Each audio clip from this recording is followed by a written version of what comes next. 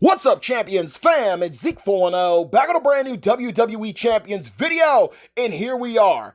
After watching some exclusive 5-star gameplay from the Broskis, thanks to the good old folks over at Scopely, after the solo and faction contests were launched, the limited time tour and Mega Superstar loot banners went live, I am here to discuss my honest opinion on the brand new champion who has just entered the game, Hall of Fame trickster, Ravishing Rick Rude. And when everything's said and done, in my honest opinion, from my point of view, this character is hands down absolutely beast mode. No way around it. No ifs, ands, or buts about it.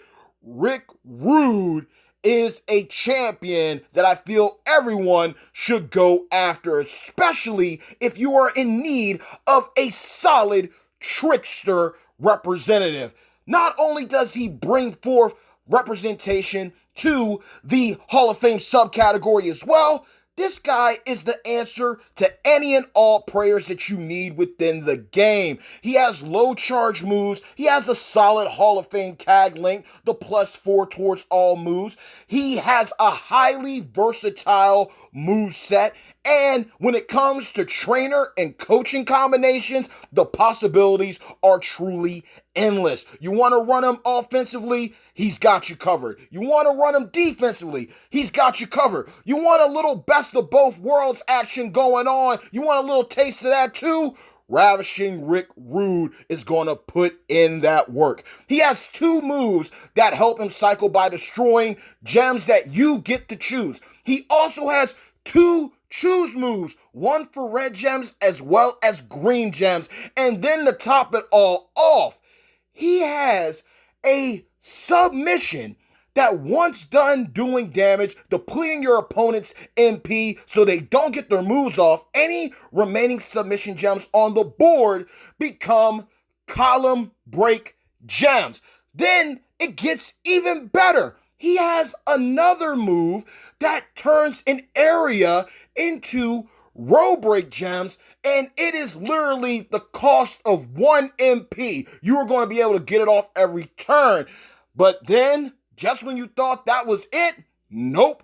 He has a trap gem area move, a 7x7 area move. That is the entire gem board. And this is how crazy this is. If your opponent destroys those gems, then they will deal damage to themselves. But if you destroy those gems, they are going to become more column break gems. He has solid builds from 3-star to 4-star all the way up to 5-star. And I want to put some things in perspective for you. You throw in perks, this guy is going to be turn oneing left and right. He will have moves ready to go one way or the other. Even if you don't have perks, if everything's lined up properly, he is going to be good to go by turn 2. Then, let's think about straps and medals here. I said earlier, he's got you covered offensively, defensively, and if you want to do a little bit of both, you are going to be set. This guy can easily be ran double armor or double fury. Depending on your flavor, he's got the right taste for your account. There's no way around that.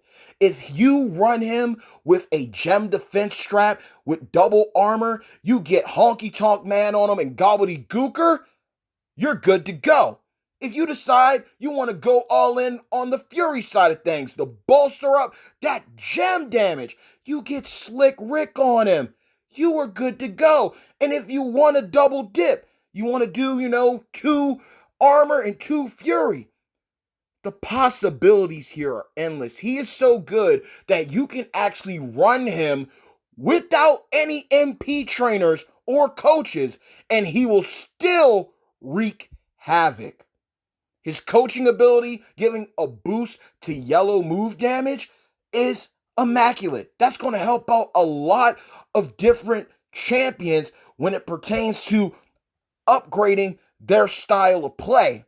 But in my mind, there's no way around it. He brings forth utility, versatility.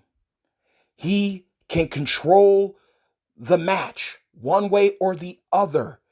Doesn't matter. He is going to get the job done. I have loved every single moveset that I've seen with this guy, and he is worth it. I don't say this often. I normally say, look, if you want a time to pull, a proper opportunity to pull in champions, wait for a player's choice or wait for spring outbreak, something like that, right? This is a character who, in my mind, is someone who is worth the hunt. He's just going to do everything for you. There's no way around it. He's a control guy. He's an offensive guy. He is a defensive guy. He is just the guy. Goodbye, Tech Legend Rude. Hello, Hall of Fame Trickster Rude, because they did the boy justice. Now, when it comes to his Mega Superstar Loot Banner, I've seen the rates. I've seen the pulls. Sometimes they can be quite abysmal with the amount of shards that you get. Other times, it can be absolutely beast mode. The minimum star rarity of champion you can get from his banner right now, his debut loot, is 3-star bronze. Other than that, it's all the way up to 4-star gold. So either you're going to get some shards that you can accumulate of certain units, whether Hall of Fame or normal. You're going to pick up a solid fuse for somebody, or a solid amount of doop-de-doop TP, or you're going to pick up a brand new character. That is solid. It's a solid return. Now, obviously, with the limited time tours available and the contest, you can also get some free pulls. You can get some free loot coin pulls if you got the proper required superstars on your roster to clear the content. But at the end of the day, there's also some one-time offers for loot coins too. And if you feel like you're really going to go all in, by all means, be my guest. If you got the disposable income, play it smart, play it safe. But look, if you're a pay-to-play type of player, this is definitely a trickster that's going to satisfy all of your needs. And if you like to spend frugally here and there, this is a guy that's worth saving up some disposable income and pulling for whenever he shows up. There's no way around it. I strongly suggest going in, getting the free loot pulls first, see how your luck goes there, and then decide from there, do you want to take up the one-time offers? Do those, see how you feel then, and if you want to commit to it, by all means, go as deep as your pockets will allow you. But in my mind, there's no way around it. I'm not saying he's the king of the tricksters. I'm not saying that he's the best unit in the entire game, but he's definitely up in that conversation when everything's said and done, especially moving into a faction feud grind that we are all about to partake in. He is going to be an opponent you're going to have to be on the lookout for. So to those who do pull him, you got everything covered. You're going to be good to go. You're going to be Gucci.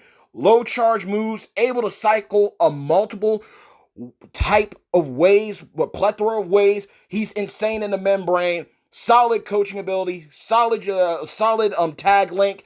He's going to get it done for you. No way around it. But if you go up against him, tread lightly.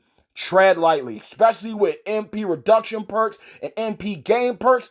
This guy's going to be able to get some stuff off turn one, and there might not be anything you can do about it. He can be ran with MP trainers and coaches. He can be ran without. He's just devastating. You get a strap that ups gem damage, and he's double furied up. Game over. You run a strap with a reduction of gems, and you got him doubled up on the armor side of things. Game over. People aren't kicking out. And if they do, the next to go around, if he's got everything properly cycled up, it's over.